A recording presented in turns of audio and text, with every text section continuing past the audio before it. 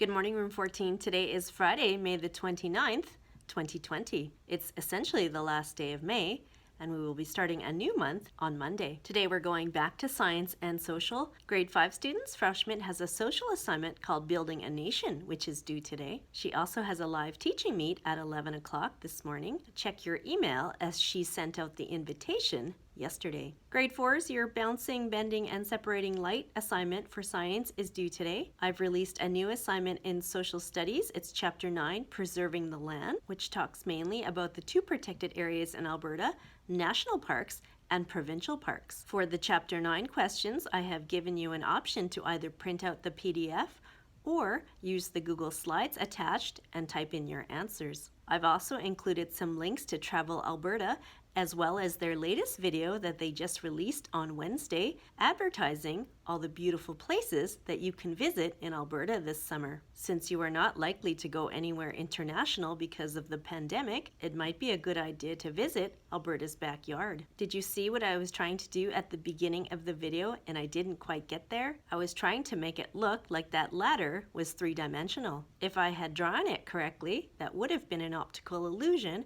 and your brain would have tricked you into thinking that was actually three-dimensional. I will link the original video to where I found that idea in the description box below. That's just a teaser for the science assignment that I've given you. It's not really an assignment, but it is something fun to do. For the end of the light and shadows unit, I typically would talk about optical illusions. An optical illusion is something that your brain thinks is one thing, but it really is something else. Try some for yourself. You may have seen some of them in the past. Starting next week in June, we will be exploring our last science unit, which is plants. The weather forecast for the weekend promises to be hot and sunny.